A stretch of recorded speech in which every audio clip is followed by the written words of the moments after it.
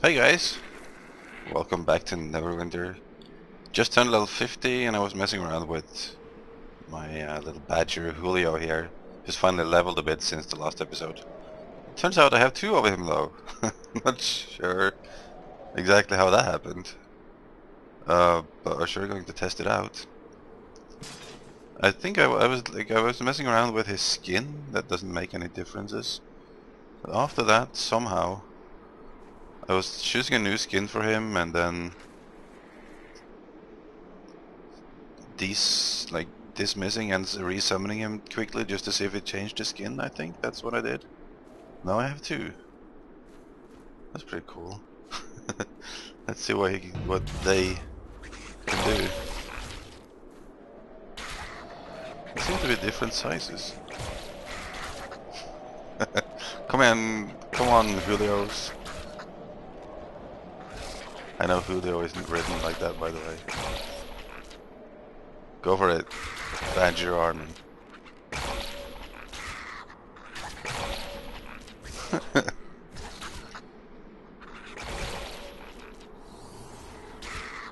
Whoa! Holy crap.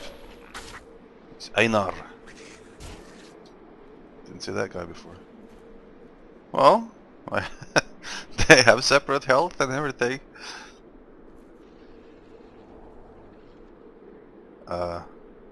Is he angry at me? Oh yeah, okay. Well, we'll let the Julios deal with him.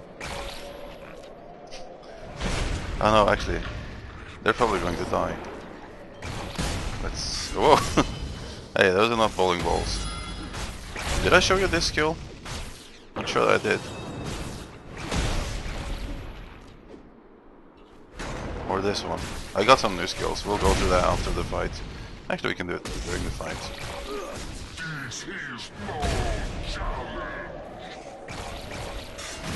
So, Bull's Charge is one I can get at level 50. It's kind of a... I thought it was like a new charge, but it's not really a long range charge. It has about this range here. This range, and I can go in and knock him over. Well, he's too big to be knocked though. That's what it does. It does a knockback. That's pretty much all it does too. It doesn't even do as much damage as the other charge. So, not really awesome. Not sure. Probably cool in PvP, I guess, 1-on-1. I have this one. This is a little hard to see what it does right now. One thing it does is it recharges the block meter.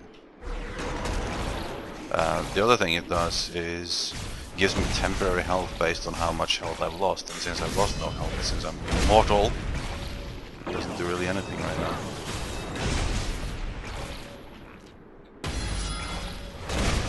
Okay, this I can just watch that. That's the biggest sword I made so far with that skill. Giant Slayer. Well, both Julios are still intact. I'm going to continue questing like that, so I'm presuming they will disappear once once I enter a dungeon or anything like that. That's pretty cool. That makes a difference though to have two of them. Because like you will... Oh, they're pretty aggressive, these guys. You'll pretty much always have, what is it called, combat advantage, which happens if I'm on the opposite side of someone else fighting the same mob. In this case, opposite side of a pet fighting the same mob. See that? That guy we can knock off.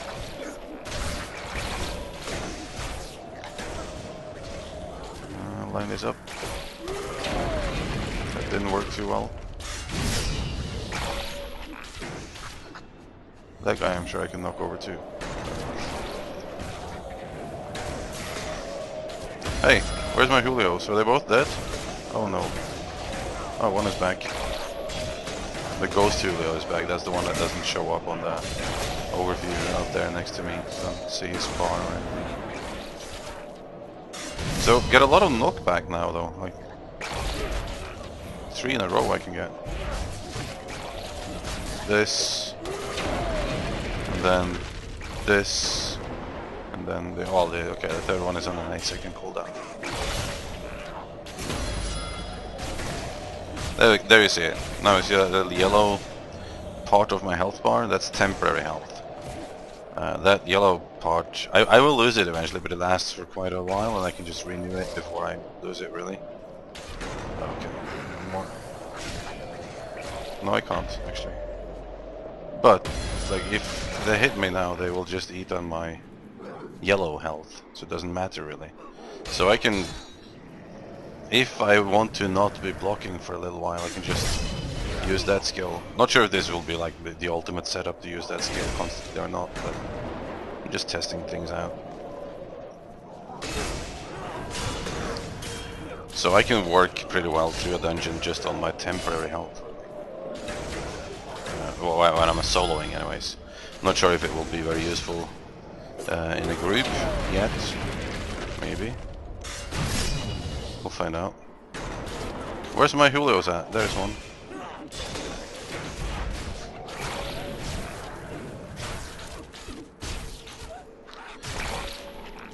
Dungeons have the dungeons in the game. They have most definitely become harder. I've tried some of them. I'm about to go into one here, I guess, when I finish this map. This is a cool map, by the way. I haven't really shown any maps. I thought we would do like a run around in the entire game once I reach 16. I've been everywhere. Do like a zone speed run or something. But the dungeons, I'm not particularly entertained by them. You don't get really anything worthwhile from them, generally. You're usually out-level the dungeon, so that to the point where you can't enter it in any reasonable way, or with any reasonable method like queues and such, by the time you're finished with the zone.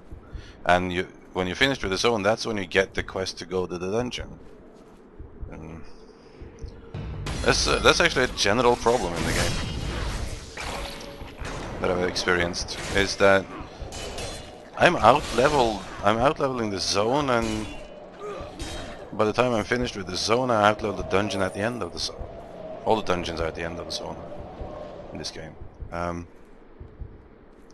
If you do like anything but quests, even if you only do quests, I think you're going to end up out-leveling the zone if you do all the quests.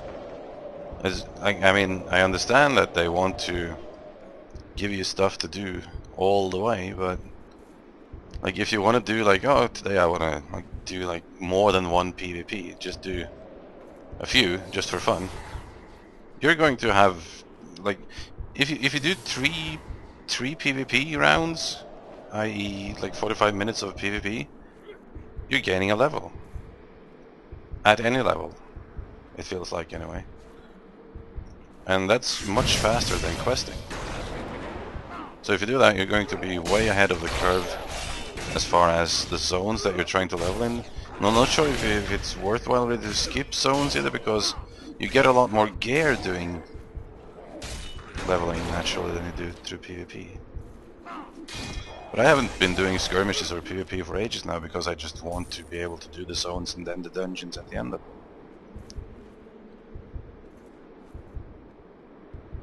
Cool. Alright, we'll cut here. You found another giant! I'm a little bit afraid he will push me off the edge here. And I can see the third giant in the back there somewhere. Oh.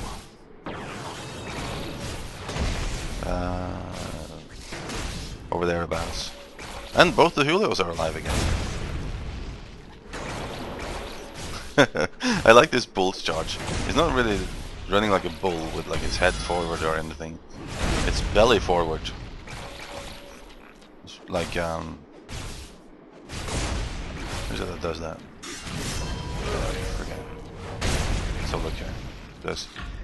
Hey. Can't really see it from. There we go.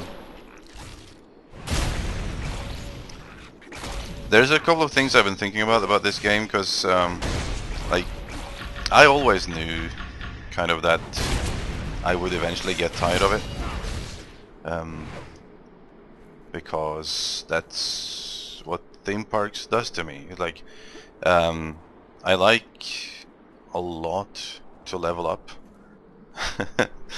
I like unlocking skills. I like that, like, you know, the RPG element, even though that hasn't actually got anything to do with the role-playing game that RPG means.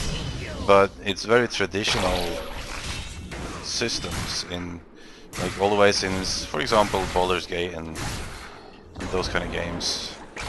It's all about, you know, progressing, unlocking more skills, progressing, unlocking more skills, progressing, unlocking more skills, and then sort of when I'm done with that, I usually get tired of it in these types of games. But I do like that part, and I think the only way where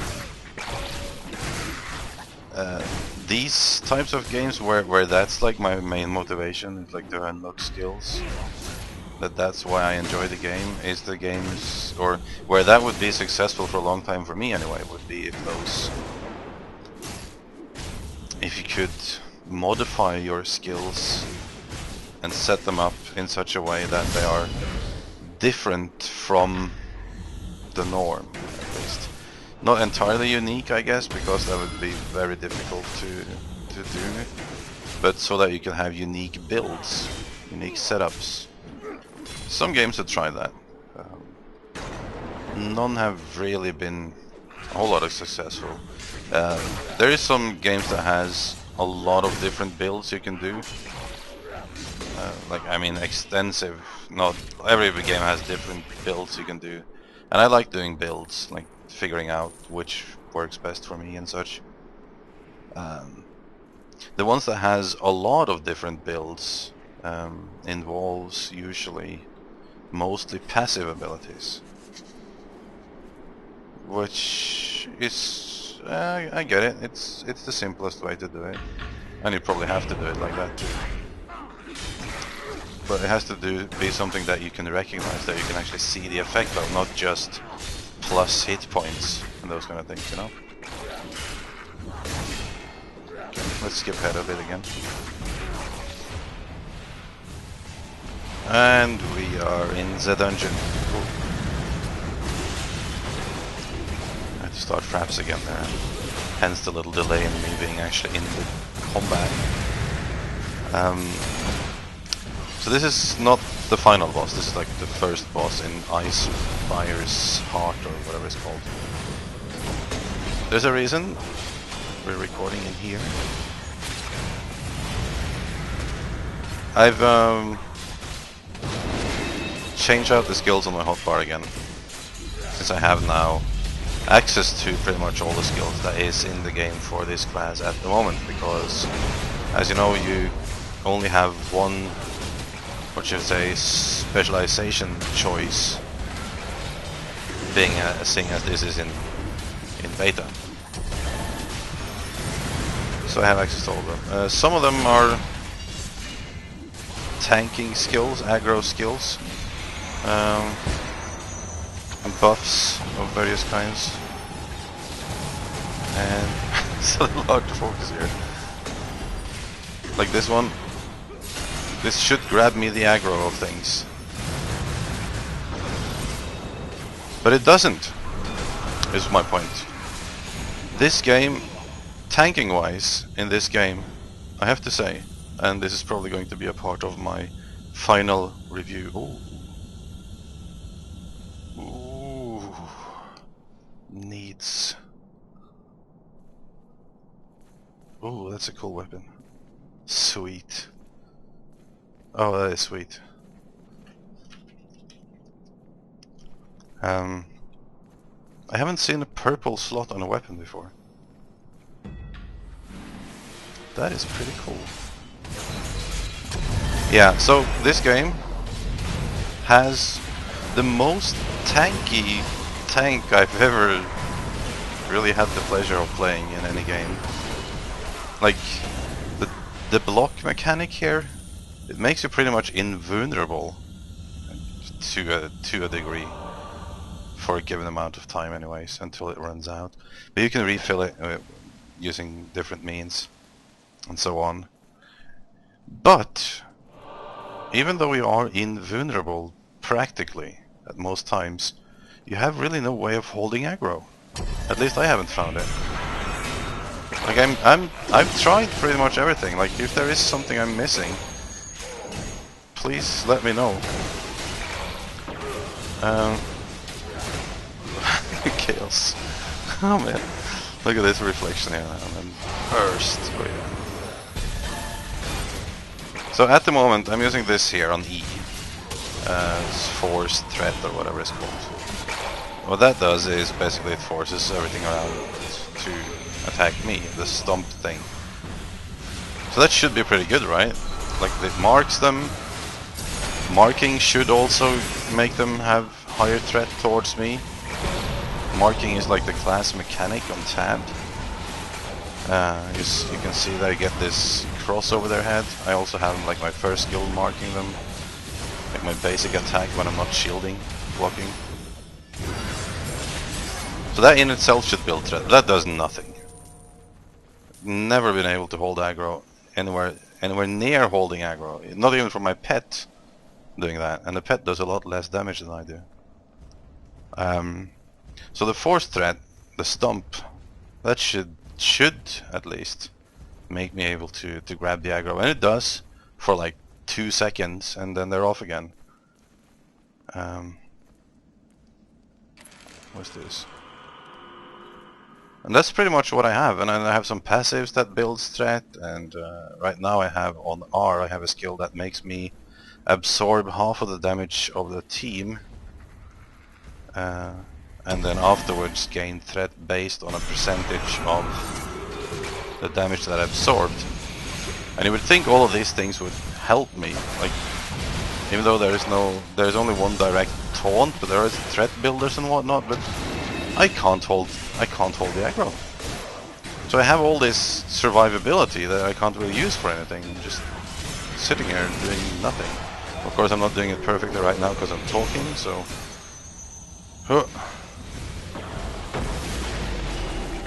So usually what I try to do is I taunt and then I use this reflection thing. Hopefully that would, like, since they all hit me, then that would make me sort of be responsible for a lot of the damage, which should build some threat, right? But no.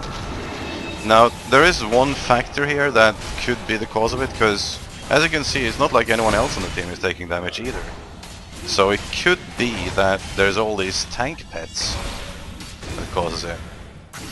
That they are taunting all the time. That could be the case, I'm not sure. Even so though, I really feel like you have a lot of survivability that you can't use for anything because you can't hold aggro. I might just be a shitty tank, but to be honest, I've played tanks in a lot of MMOs, so I might be a shitty tank, but I was able to be a much less shitty tank in most other games. I don't know. I don't know what's causing it. If you have any inside info here, I'd be happy to know. Okay, now we're in the final boss here in this dungeon. Thought I'd save some time and do. Apparently, my little rant there. Apparently, I asked the guys in the team. They weren't taking a whole lot of damage, so I think a lot of it is that the pets, all of the pets they have, like everyone has tank pets. Not everyone, but they have a lot of tank pets. People like to have tank pets. Oh, get him up, and take his damage, and buff everyone, and go. If you die a certain amount of times in these dungeons, I think it's 1 usually, sometimes 2, you will not be able to get into the fight again. You will be outside the objective or outside the boss fight until everyone wipes or the boss is dead. Anyway, so yeah, I took the most damage, but not by much. What is this? I would have liked that helm, but it's not for me. Let's see here. The executioner, not me. By far the least damage done. That's understandable. This guy took almost as much damage as I did. Who's that? The control wizard. That's just insulting. Well, we did get the one piece of loot in this dungeon. We did get the what's it called? The sword. Let's have a look at that on the outside, shall we?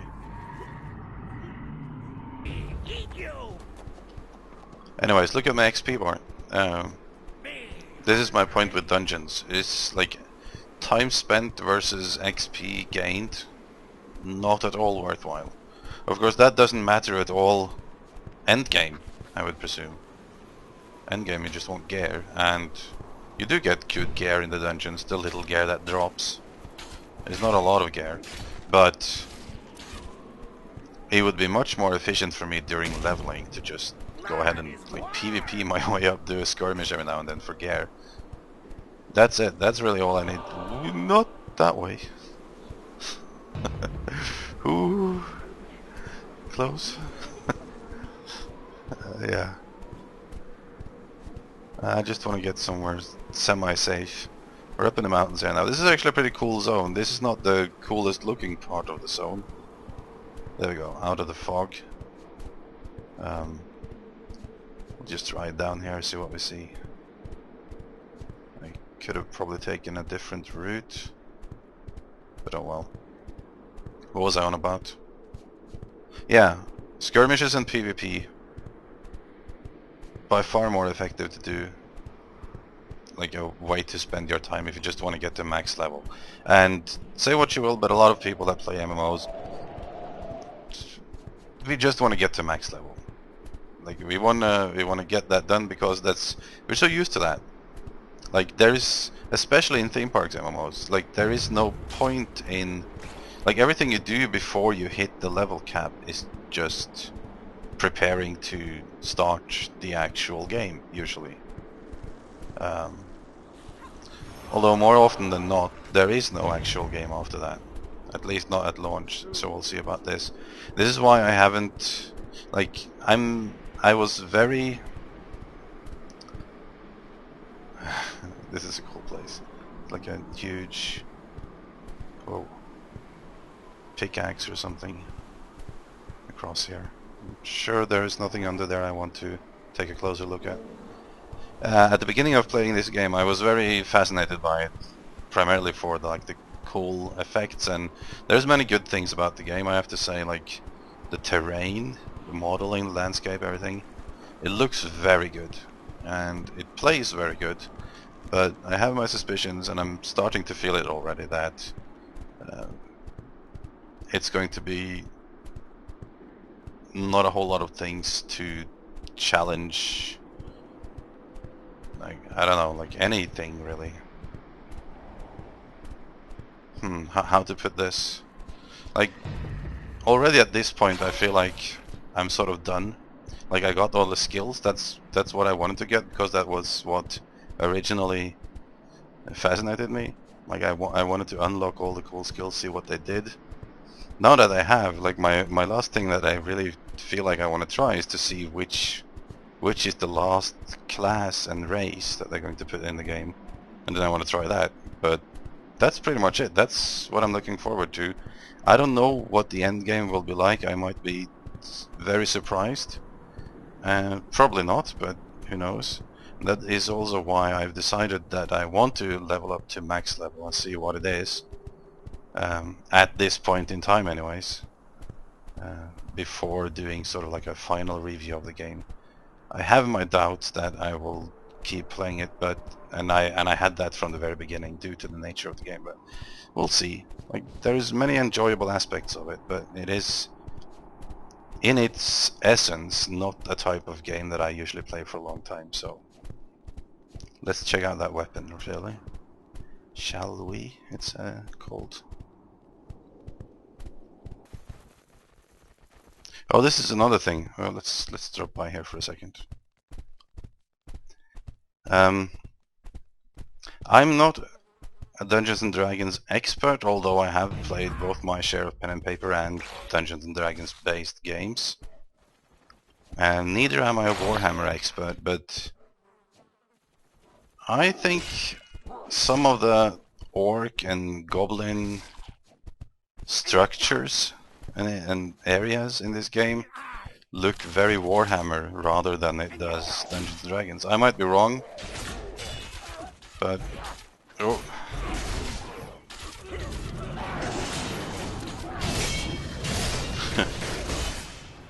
No, the wrong one. The wrong ultimate. Oh no! Oh, this is not good. This is not good. Run speed. Oh. I don't have any of my solo questing skills on at the moment. Just things to take aggro off of party members and stuff. Yeah, that's what this does, by the way. This skill here, the last one I had. Run speed and action point gain and... Come on, stop chasing me. Did they? Yeah, they did. Action point gain and like the block meter regen sort of thing. Now this hammer, it looks pretty cool, right? Look at that thing. That's the second weapon that I've had in the game. I'm now level 51. This is the second weapon that doesn't look like a plain sword. Let's check something out. Okay, this actually has its own model when I do the striking from behind the shield. The other weapon that I had that looked like sort of like a club with a skull on it, which this does as well actually. It would turn into a sword when I did this, and then be a club otherwise. This is fair enough. It's not a big deal, but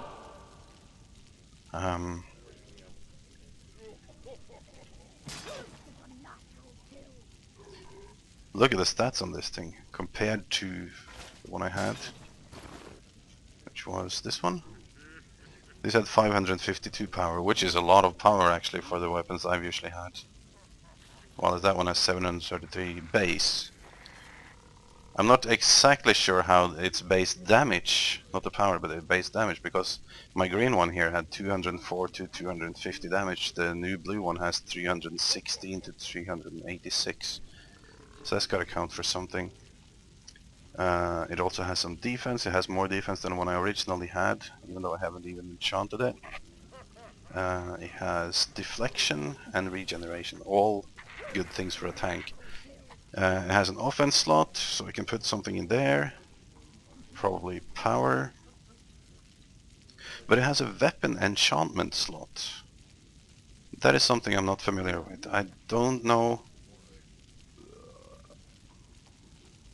Let's see. Change enchant item. Weapon enchantment slot. You have no enchantments that can be applied in this slot. You can buy enchantment in the sandbox. Let's just, for the sake of thing, see what kind of enchantments we can get. Items, bags, fashion, companions, mounts, professions, services. Really, isn't this the Zen market?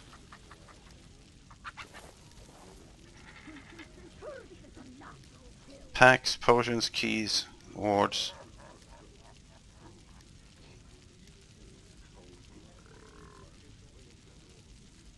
There's no enchantments here.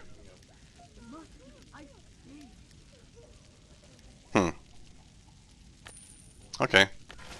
We don't know. Or maybe you know. If you do, let me know. For now, and this has been a video a long time coming. I had a couple of slacking days. I was just completely exhausted. Sorry about that. We'll get the videos back in schedule. Take care, guys. Hope to see you around for the next video. Bye.